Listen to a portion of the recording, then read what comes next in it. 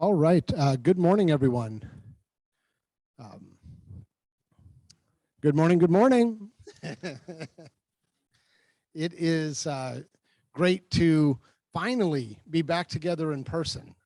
It has been a challenging couple of years of a pandemic, and we have all kind of adapted and learned and hopefully grown during this time. But as human beings, I think there's really just no substitute for being in the same place at the same time, meeting new people, interacting, having fun, and doing things that we care deeply about. And so we've got an exciting day planned for today. I want to start out by acknowledging the land that we're on.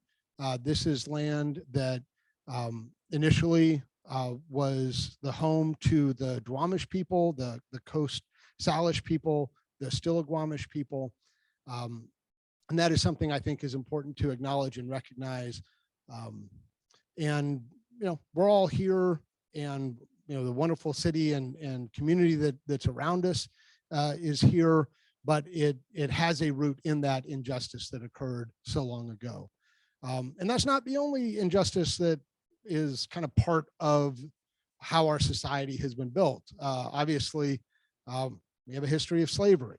We have a history of oppression of women, of oppression of other minorities, of really anyone who didn't look or love or worship or think the way that the majority has in our country. And so that is part of the past, it's part of the present. We're doing what we can to minimize that impact in the future. I also want to just recognize and celebrate the ideals that are kind of juxtaposed against that with our country. The ideal that all people are created equal, that the country was founded upon. The ideal of a government of, by, and for the people. And really the opportunity that is such a part of our experience, you know, that we all have the ability to better ourselves and to devote ourselves to things that are important to us. You know, it's an environment where a child, a Black child of a single mother can become president of the United States. It's an environment where a Latina woman with few sort of advantages that she was born into can become the CEO of one of the most impactful nonprofit tech for good organizations in the world. And I'm really excited that we're going to have an opportunity to hear Amanda Renteria speak to us today. And so, and the opportunity that we all have to come here in community and develop our talents, to take the skills that we have and devote them to tech for good projects, to civic tech projects that have an impact in the world. I think that is you know, a really exciting and empowering thing for all of us to be able to do. And something that to me is really powerful about our community is the proactive choice that each of us make to not be a sort of passive observer of what's happening in the world around us. It'd be really easy to be deeply discouraged about what we see with, you know, the wicked problems of the world, climate change, of inequality, injustice, and the list goes on. It's tempting to, you know, plop down in front of the TV and binge watch something to just take your mind off of it. But that's not what we're choosing to do. We're choosing to show up and to devote our time and our talents to being part of the change that we want to see. And I thank all of you for being here, everybody in the room, everybody online.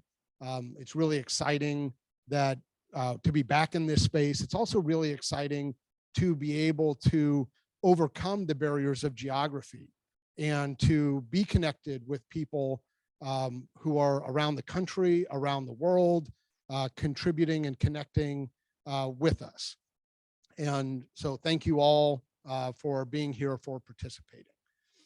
I'm going to turn the floor over now to Amanda Renteria, Code for America CEO. And Amanda has had a distinguished career in public service. She's been a teacher. She started her career in the world of finance and now has been, is Code for America's second chief executive officer, succeeding Jennifer Polka, the founder. And I have, as many of you have been members of Open Seattle, the Code for America community. And despite the very challenging circumstances that we all find ourselves in, it's impressive to see how Code for America is growing and thriving under those circumstances, and the really powerful work that is being done that Amanda will talk about. So without further ado.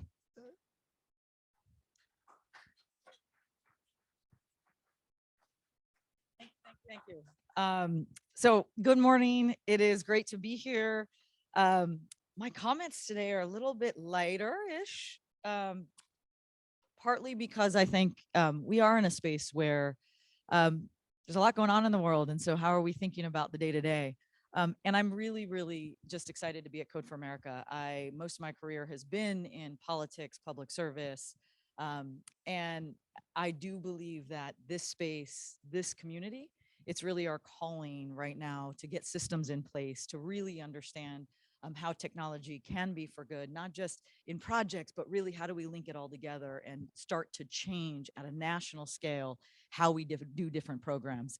And just one piece of that is on Monday, Code for America will actually be at the White House with a couple of folks talking about the Affordable Connectivity Program and child tax credit. And front and center are folks who are talking about digital delivery. And so when Code for America first started, we were trying to tell governments and communities like, hey, we can really use this powerful tool and it can really make a difference in people's lives. And I think we're at that tipping point where it's finally really happening. And so it's really exciting to be in this space. So let me just start off by welcoming everyone to Hacktember To Remember. I'm obviously excited to be here, be able to be here with Mark, and really for all those joining remotely, thank you. Where is the camera for that? Oh, there we go. Thank you. Thank you for joining us. And Mark, thank you for everything that you've done to actually help Code for America be able to be where it is today, and for everyone who's been involved in Open Seattle. It's great to be able to partner with you all. At Code for America, we ground our work, and it's one of the big pieces we've been focusing on, is we ground our work in partnerships on the ground to really understand what's happening in communities. And we believe that's the way you have to start if we really want to deliver impact for all people. And so DemocracyLab, no surprise, is one of our key partners. I also just want to thank all of you.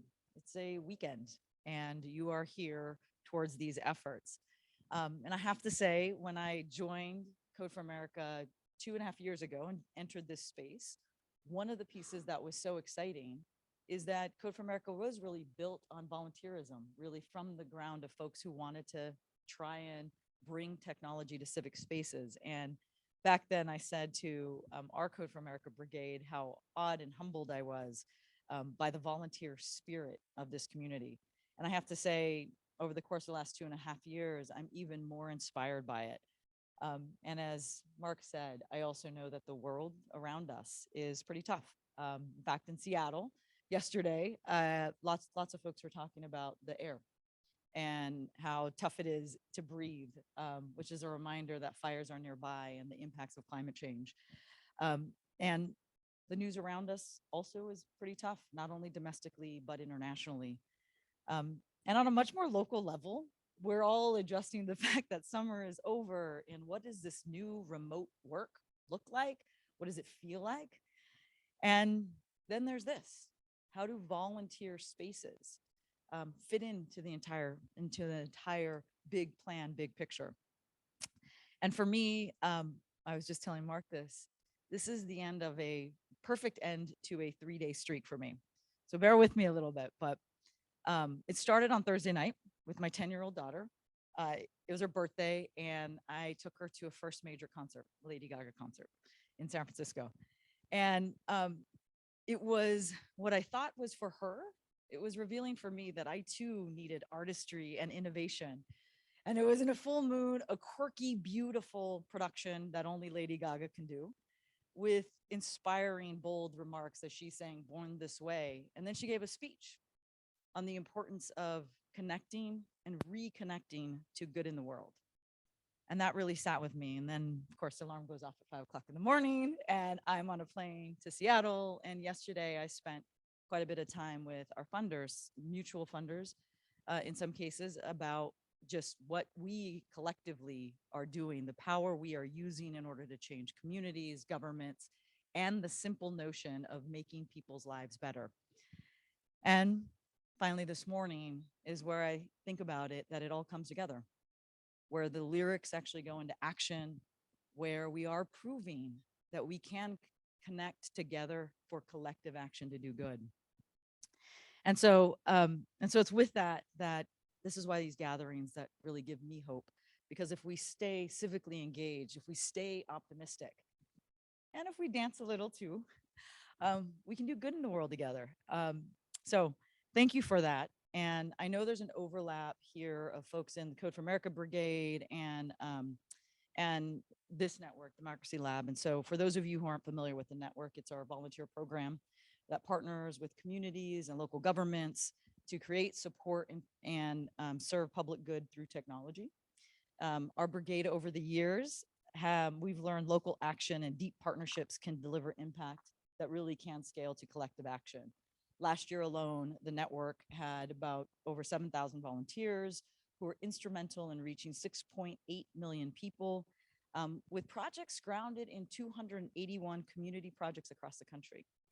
So we're really proud of that. We're really proud to be able to partner. And over the summer, what we did was we actually did impact sprints with this idea that how can we refine the model of locally rooted projects with national scale, honing in on connecting our volunteer people power with community needs. And so we are super grateful that Democracy Lab for supporting these projects, and some of them you will find involved in the hackathon today. So I want to thank you for being here, and I want to end with this little story, one piece about Thursday's concert. The song Hold My Hand came on. I don't know if you all are familiar, but it was part of the song of Maverick or Top Gun, if you guys saw that. And it's Lady Gaga's most recent song. And my daughter leans over and she's like, Mom, you know the story of this song, right? Of course I don't, because I'm not as cool as her, but Trina is. And she says, Mom, like Lady Gaga said she wrote this song because of the way people are feeling today. And she wanted to, you know, do something to make people feel better. And she goes, this is what she said. She said, we're never going to be okay. But if you have faith in humanity, it will get you through the hard times. Now, this is my 10-year-old daughter, right? If you have faith in humanity, it will get you through the hard times. And so when I think about where does volunteerism work, where does it fit? It still is that collective place that we all get together and do things for the collective humanity. And so I want to thank you all, because you are not only inspiring a kid like my daughter who believes in hard times, what can you do? You come together for collective humanity. So thank you for giving people real faith in what we need in this world right now. And with that, I will hand it back over to Mark. I should have had like a Lady Gaga run-on song. Next time.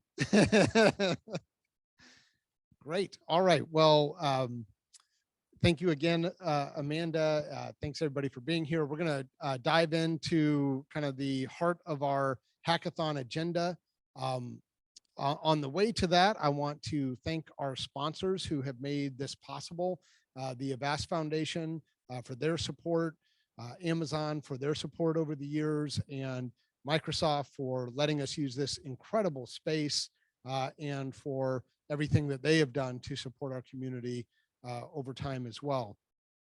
The agenda, I think everybody's probably seen this online. We are now going to move into project pitches and team formation. This is going to work a little differently than it ever has before because this is our very first hybrid event. So what we'll do is we will first have the projects pitch in person. So anybody who the project leaders are here in the room with us today will come up and will make their pitch about their project.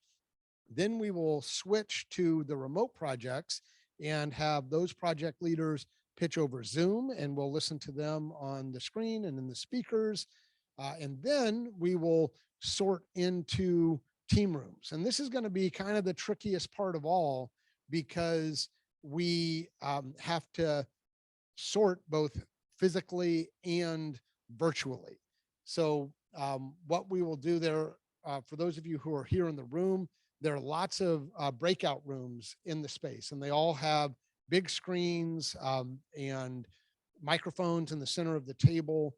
So for the projects that have leaders here, you will go to one of those breakout rooms, convene there, join your Zoom call, and connect to any remote participants, and you should be able to have them up on the screen in your conference room without too much trouble. We'll also help the people who are here in the room, but are going to contribute to projects with remote leaders, also find spaces where you can be together, connected to the rest of your team remotely. That's going to be the trickiest part, but we'll figure it out. At the top of the hour, everybody should be sorted into their teams and able to start working away. We've got Vietnamese food coming for lunch. So that'll, everybody seems, I love the food that we've always had at the hackathons, and hopefully you will too, if you're here in person to enjoy it. If you're remote, you're on your own, sorry. And then we will return at 4 o'clock Pacific time to hear reports out from all of the projects that have participated today. So that is our agenda. And I'm going to just take a moment to actually read this code of conduct. We have never, ever had a problem with violations of code of conduct at any of the events that we've been doing since we started in 2018. I'm going to say it might have something to do with the fact that we actually take a second to read it. So we are committed to providing a safe and comfortable environment and harassment-free experience to everyone, regardless of gender, gender identity and expression, age, sexual orientation, ability, physical appearance, body size, race, ethnicity, nationality, religion, political views, previous hackathon attendance, computing experience, chosen programming language, or tech stack. All this kind of sums up to following the golden rule, treat others the way you want to be treated, be nice. If you see something that shouldn't be happening, say something about it. If you're not comfortable saying something about it, find me, let me know, and we'll take care of it. Also want to take a second to talk about our hackathon philosophy. It's a little different than some other hackathon environments. A lot of what I've observed with other hackathons is kind of a competition. There are prizes. It's cutthroat. This is not. This is about working together. It's about collaborating. It's about making progress. Nothing that nobody's going to save the world today. It's just not going to happen. I've never seen a product kind of go from the drawing board to something that actually, is ready for the world in a day or a week. It's about taking the next step. It's about building your team. It's about connecting and sharing and making progress. And so that's what we're going to do. It's also for volunteers, something we did not expect when we started doing this, but we have just seen validated over and over since we discovered it, is that these types of events and volunteer opportunities play a really important role in helping people advance their career. It's a way to hone your skills, to make connections, to add things to your portfolio, to your resume. And so we really encourage that and want all of you to be able to do well by doing good, which is what these experiences can do. And so Kind of covered this already. We'll have sort of 60 to 90 seconds is our target for the pitches. At 90 seconds, I have to start being rude and tell the project leaders to stop talking. So let's try not to do that because I hate being rude. And I think we are now ready to dive in. We go in alphabetical order, and we can start with Banana App. Apollo, I see you in the back. Are you ready? Oh, okay. We're going to do a Zoom pitch. Yeah, that's fine. We'll come back to you then and do that at the end. I was hoping for the banana costume again. Oh, you got it. You've got it. But you're not wearing it. All right. Well, hopefully we'll see it before, maybe at the end of the day. All right. Next up is Clearviction. Seamus, are you ready?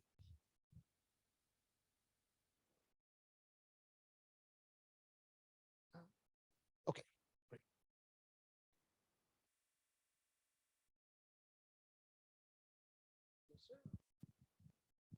Where's my clock? It's okay. It's okay. You can just tell me. Thank you.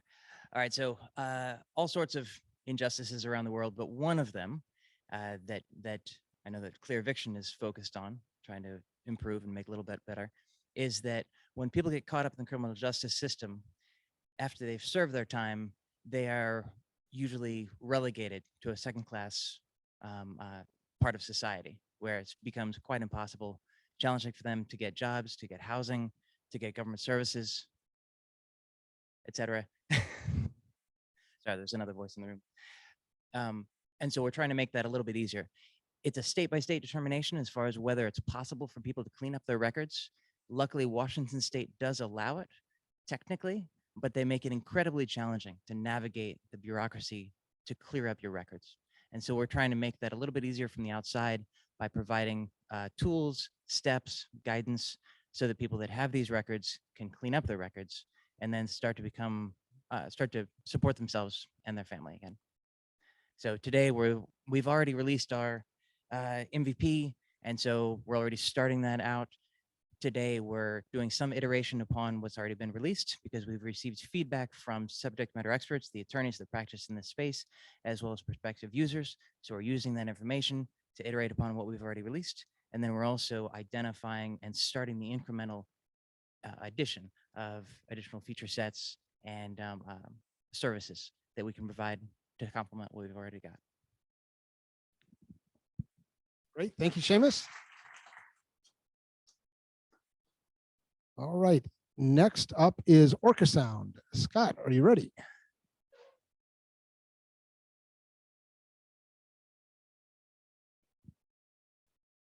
Hey, I'm Scott Beers, an oceanographer and marine biologist interested in the killer whales, which grace our Puget Sound. I want to thank Mark for launching us into the world of open source software and hackathons, and very excited to work with you today. Our focus today, though, is actually on one of the 19 NGOs that collaborate through this underwater listening network called Orcasound. Orca Network is sort of the visual sighting network, which you can all join. It's probably the best use of Facebook I've ever seen. But you can actually coordinate on Facebook and see killer whales as they come into Puget Sound. That's going to start happening about once a month over the next few seasons. So today, we wanted to try to introduce Orca Network to the concept of a hackathon. They have a new website, and they'd love to have some visualization of when and where we're hearing killer whales and where they're seeing them. There's some real-time challenges, which we've always focused on in terms of making it easy to listen for killer whales.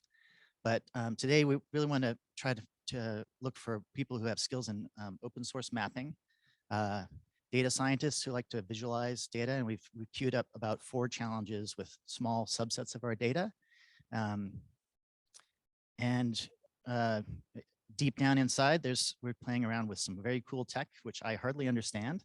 But if you happen to know about IPFS or distributed databases, we're poised to do some experiments with an open API that is documented well. So please join us. Great. Thank you, Scott. Okay, next up is Policy Engine. Max.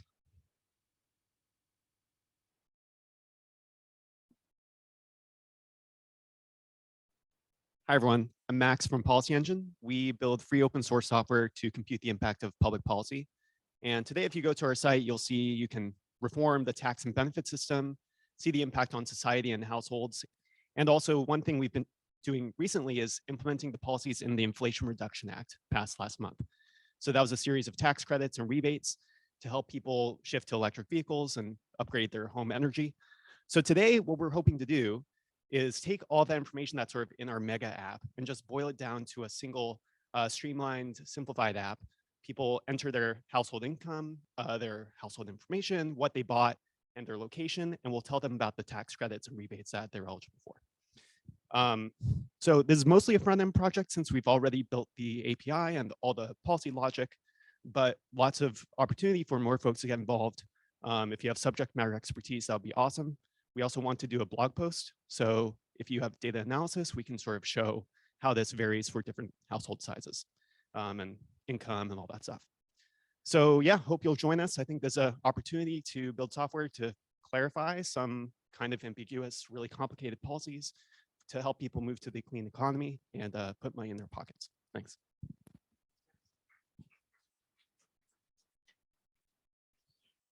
All right, and next up is the public data utility, Mark, who came up from Open Eugene. It's one of the organizers there.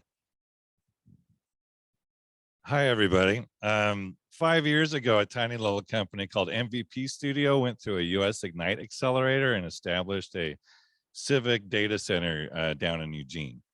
One of the most exciting projects that came out of that was the idea of a public data utility where public data requests could reside on a government neutral place and serve up the community. That was one of the most interesting projects that came out of that. MVP Studio did not survive the pandemic.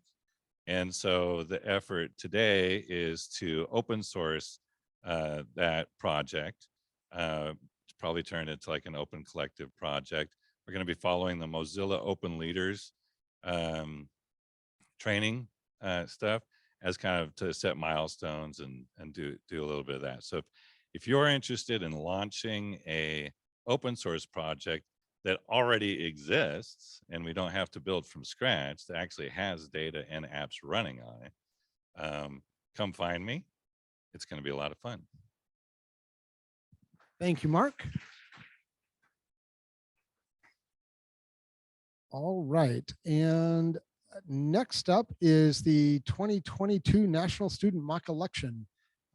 Jim, are you in the room? Okay, I don't see Jim. We may see if he is online. And then last but not least for our in-person projects is your priorities. Josh.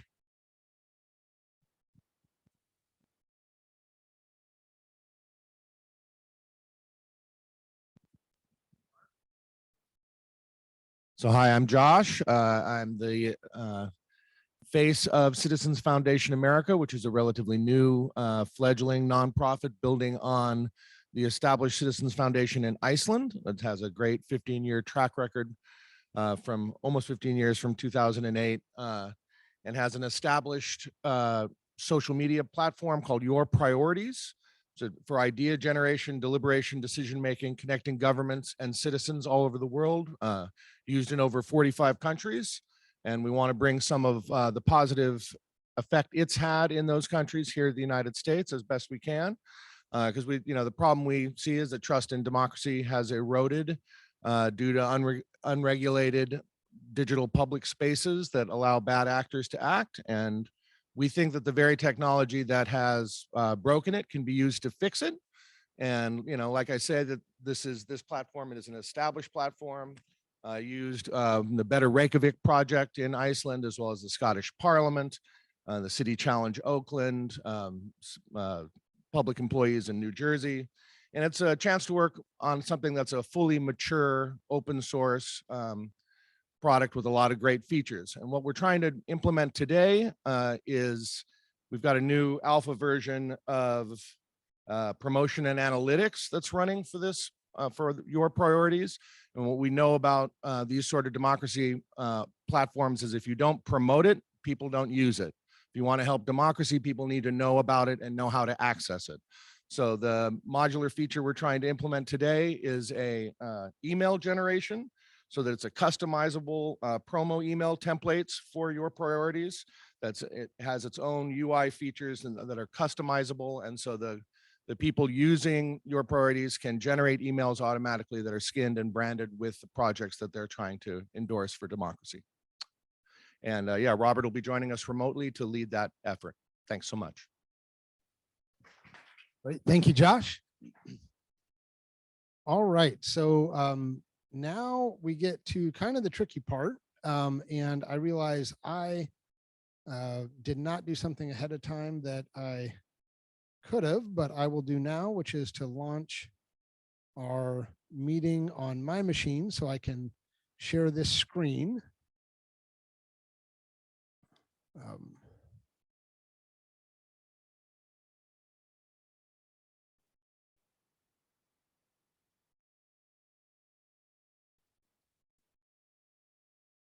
And I am already muted. All right. So I think that we are now in pretty good shape. Marlon, if that is not the case, please let me know. And why don't we'll go to our Zoom presenters, and we'll start with the Banana app. And so Apollo, is it who's going to present? Chris? Okay, Chris, are you ready? I am. Can you hear me? Yes, that's wonderful. Perfect. Hey, I'm Chris. I am from the Banana app. We are part of the Be Good project as kind of our parent organization, and we are building a location-based food donation mobile app. We already have our apps in the App Store, both the Apple and available for Android devices. We've got a donor app and a client app. But today's focus, we are looking to do some work on our admin portal. And the goal of the admin portal is to be able to approve new requests, whether it be a donor or a client. And we have been building out the components for a little while, and we're at a stage where we still have a couple components to build, but we're ready to start kind of combining those and linking everything together, connecting it to the back end. So today specifically, we're looking for some development help with that. So definitely any back end, full stack, front end developers that are around. Our design UX is already pretty solid, so we don't necessarily need a whole bunch of assistance on that at the moment. But yeah, any development help would be great. We're using JavaScript, HTML, CSS, React. Our backend is Rails, and we're also using Storybook for the components just to be able to visualize those. So we would love to have you join us. And I think that's it. Thanks. Great. Thank you, Chris. I am going to try something just slightly different, and that is putting the Zoom call up.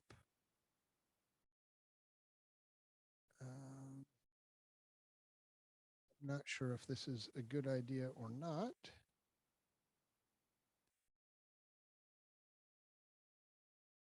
And it's certainly not a good idea for me to make adjustments on the fly.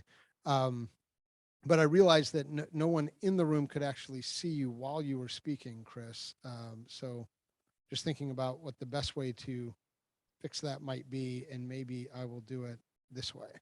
All right, so let's move on. And Jim, are you online? Okay, it does not sound like Jim is with us right now. So we will move on to City in Tech. Hamid, are you online?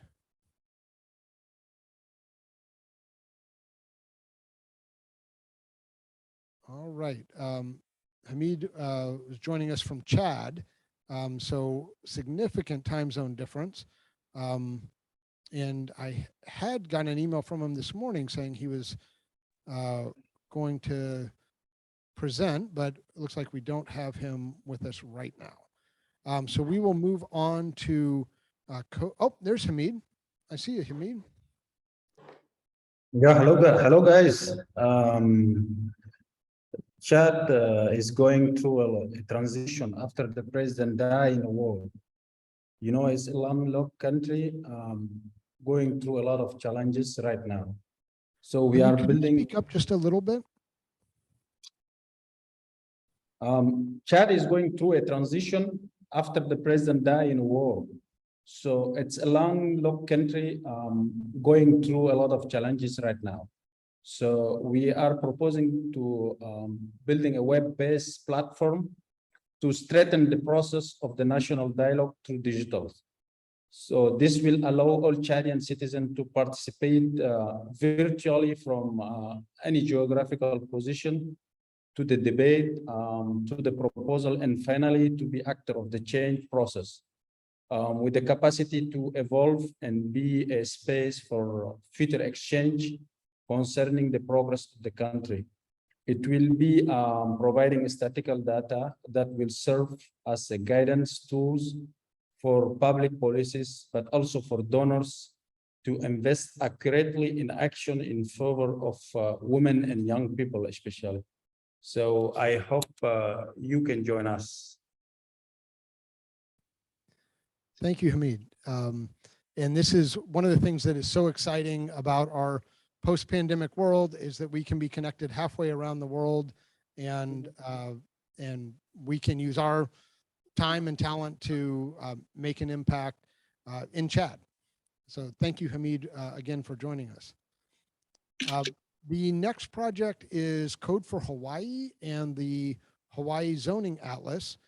Karen, are you ready? Yep. Great. Thanks, Mark. Hey, everyone. Thanks so much for joining. And thanks for the folks who are joining from Hawaii as well. It's super early on that side. So yeah, our project is, we are part of Code for Hawaii, and I'm part of the project manager with the impact sprints with Code for America. And we're building an online interactive map to educate the public on zoning and land use issues. So a lot to dig into.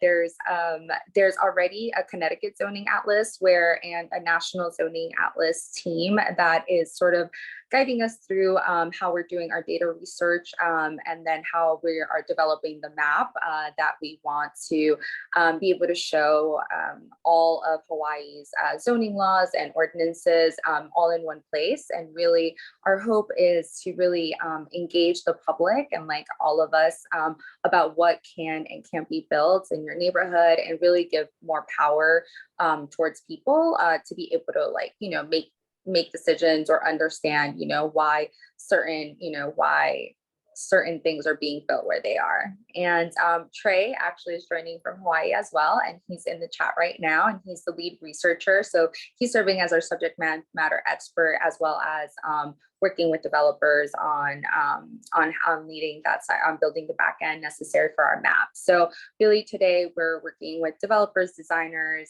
as well as non-technical folks who want to join and help us research through these ordinances and zoning laws. And yeah, we'll be online, and you can reach out if you have any other questions. Great, thank you so much, Karen. Next is Code for Tulsa. Kimberly, are you with us?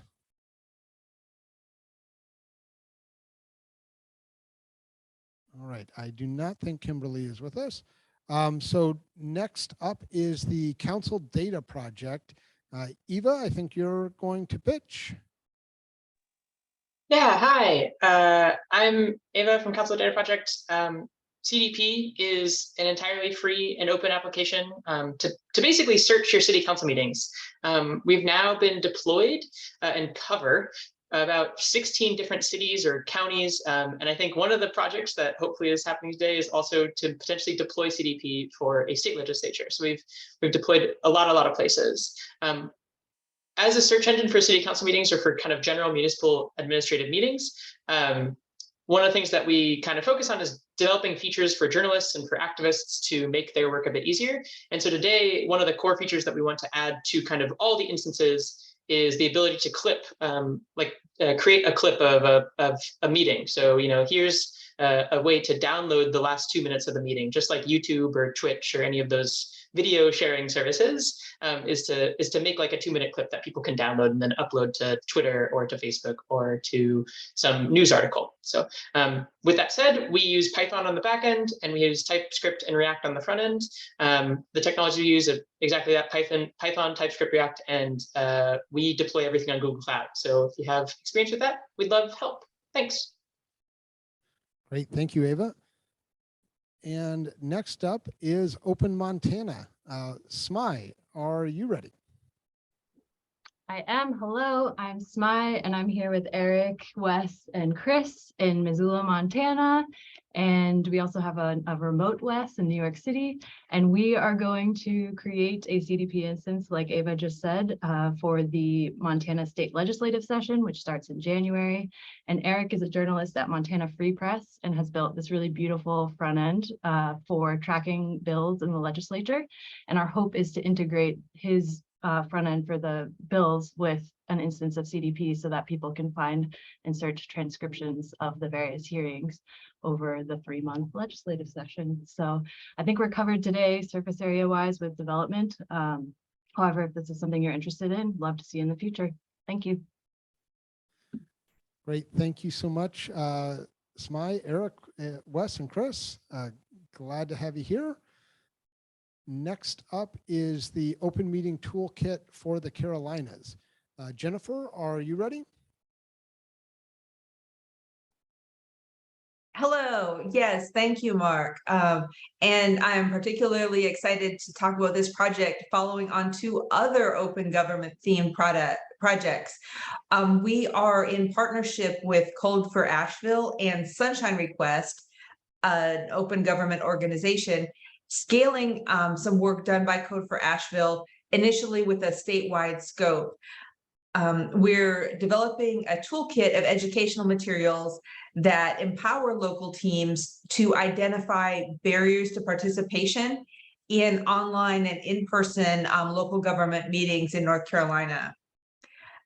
We are bringing together some local teams today with a special focus on Durham, Chapel Hill, and Greensboro to do environmental scans of their community and commit to what we call a meeting marathon, where they will commit to visiting like a 5K, 5, a 10K, 10, or a full marathon of 26, like 26.2 miles, meetings in their communities. Also, we have opportunities for volunteers from anywhere to support local teams by collecting and mapping data about public meetings. As well, we recently added a new user testing activity that we'd love help with. Mostly, we are keeping the tech here very flexible and accessible. This is a great project for like flexible team players who are curious and people who are in North Carolina or have close ties to the state. Great. Thank you so much, Jennifer. Next up is Reimagine 911, and I am not 100% sure if that is going to be Stacy, Becca, or Stacy, Becky, or Micah presenting. Micah, all right. Hey, folks. Yeah, cool. Thanks. The Reimagine 911 project is working to identify more opportunities for cities to respond to 911 calls without dispatching law enforcement as much. Most calls are not related to a crime in progress, and yet today 911's police first model often sends out law enforcement officers to handle tricky problems beyond their training, such as mental health crises or homeless incidents. As a result, police are spending a lot of their time responding to low-level or non-criminal incidents, not really considered public safety or health emergencies. This police first emergency response model can escalate neutral situations. It can reinforce distrust in our justice systems. And sometimes they'll result in loss of liberty when folks are sent to prison, and worst cases, even life. We've certainly seen that recently. If a 911 caller doesn't need a police response, then 911 should be able to connect them with a more appropriate service. So today, our Reimagine 911 team is going to use a new platform we've dubbed Classifier to help folks match highly variable local 911 call information to standardized codes. This will allow us to identify opportunities for cities to better help 911 callers without sending police. We're hoping that by the end of today, we'll have classified our first 500 911 call types. That'd be exciting. That'll create a data set for us where we can start to compare and investigate 911 centers sort of side by side for the first time. So please pitch in today. Anybody can participate. Our event today is not a programming project per se. No special experience is needed here. But anybody with a spare 60 minutes or more can make a meaningful contribution. So please feel free to pop in anytime. We're a remote event, but when you join our project Zoom channel, we'll share a link to this two-dimensional video game-like space we've used a lot called GatherTown. Gives us a nice way to work together and communicate easily. Yeah, that's us. Great. Thank you very much, Micah. Next up is Smart City Planning. Shusong, are you ready? Yes. Okay, Mark, thank you. This is Simon from ASU, Arizona State University. I'm a faculty member. I have been participating in this event, particularly during the pandemic, for a long time. My goal is try to discuss what are the pathway toward a better integration of the software tools for smart city planning. As you know that we are somehow spatially distributed and all over the place. We try to use good specification to integrate different tools, particularly our own package, OpenStream to JMS, which has already 40,000 installation or downloads. We are talking about how to use a pattern to establish the testing environment for the small communities or universities, and then understand the input and output. Thank you. Thank you very much, Shusong. All right, and I realize that this may be slightly challenging because Ryan has asked me to play his team's video. And this is the one thing we did not really test out. I think it's going to work okay. I'm here if you'd rather I talk, but a video is better. All right, let's try the video. And if this is a fail, then I'm going to ask you to talk. All right. Hey there, I'm Ryan Basham, and thank you so much for your interest in working on the Stonewall Directory project. Now, you may or may not know that there are over 200 LGBTQ grassroots activist groups across the country, and each of them work to make the world a better place for LGBTQ people locally, in their state, and across the country. Back in the day, years ago, they were all connected by a national network that was headquartered in Washington, D.C. But during the Obama administration, that organization folded, and now they're all relatively isolated. They're not really connected to each other, and it's also hard to find them because the old directory from many years ago is outdated. Our job is to reconnect all those groups so that they can share resources, best practices, and collaborate on making big change, and also make it easier for prospective volunteers to find the organization closest to them so they can get involved. I think you know that this is one of the most challenging times the LGBTQ community has ever faced. We are all under really intense, extreme attacks in local, state, and federal government, and we need your help to help turn the tide. So thank you so much. I look forward to meeting you, and I can't wait to take it from the mid-fidelity wireframes we have to a functioning product before the November election. Thanks, and talk to you soon. All right. Okay, so I think that worked reasonably well. There was a little bit of echo, but just, Ryan, it made you sound like you were speaking in a giant auditorium to a million people. All right, and then let's just touch base again and see if Jim or Kimberly have joined us since we last called out their names. Jim or Kimberly, are you there online? All right, I do not think so. Okay, so the last thing I want to mention before we break out into teams is Open Seattle, the local Code for America brigade. Open Seattle has been around since 2013 and has been a thriving brigade. It, like many of the Code for America brigades, struggled during the pandemic. It is, really a way for people to connect, get together, kind of be with their, their kindred spirits. And that's just not as much fun over Zoom as it is in person. It's been a very impactful brigade. I was one of the co-organizers from 2018 to 2021. During that time, we had some great success with a few of the projects you've heard from today. The Conviction Vacation Project was launched and subsequently became Clearviction, which Seamus talked about, and has built a working tool to help people clear their criminal records, helping hundreds of people do that and looking to scale up from here. The Council Data Project, which Ava talked about, pre-existed before really kind of being worked on actively by members of Open Seattle, and Ava was one of the co-organizers with me.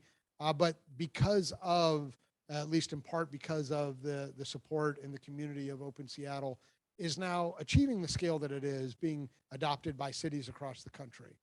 DemocracyLab itself, launched its first product with the support of Open Seattle, and has grown and thrived because of that.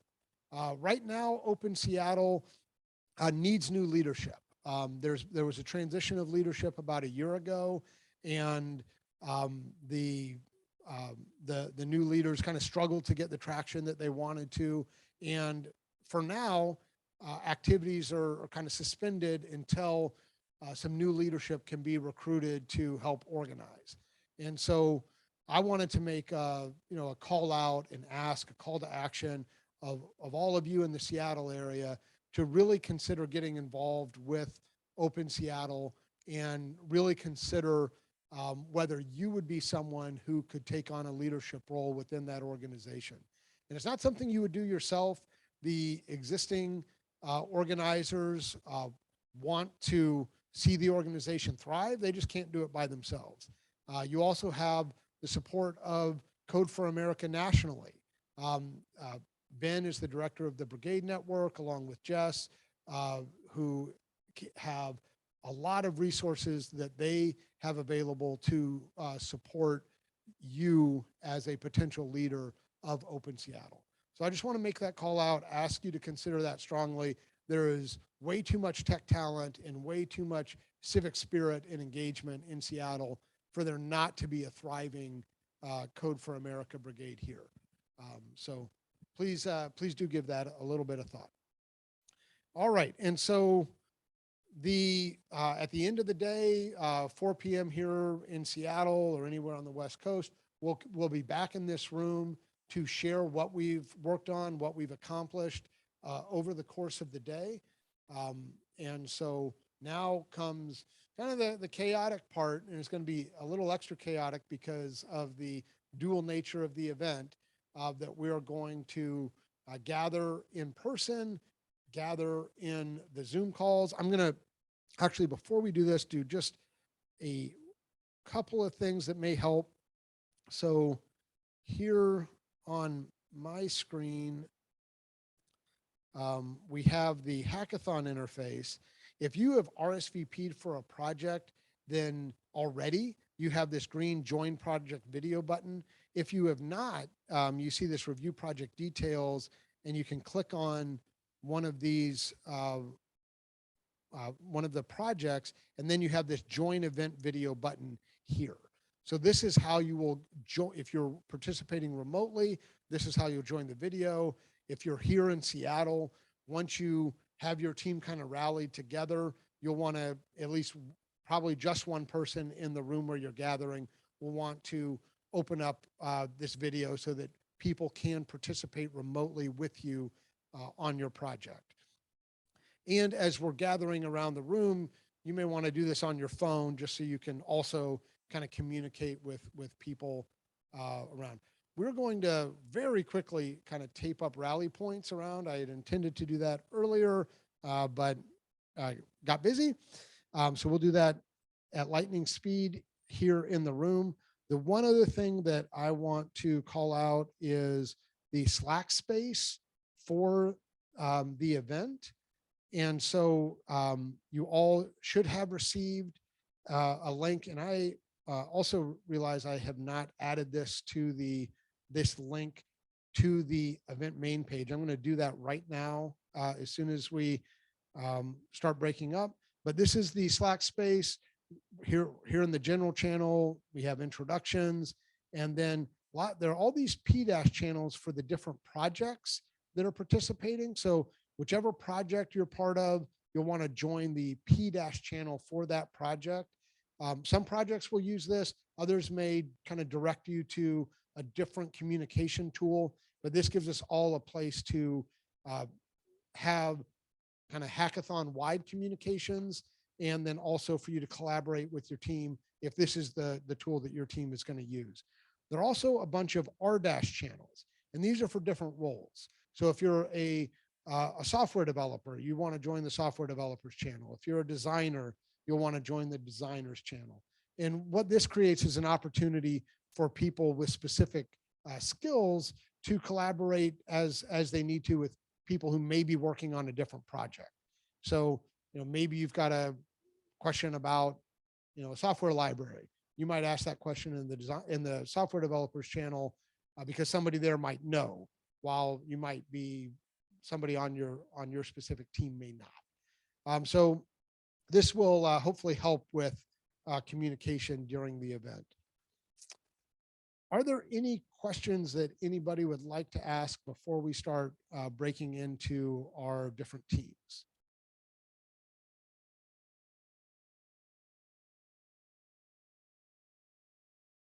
All right, then, and if there are questions in the chat, I have not looked at them. So somebody let me know if there are, but let's sort ourselves into our teams. We'll break out into the various rooms in the space, and let's have fun. Thanks, everybody.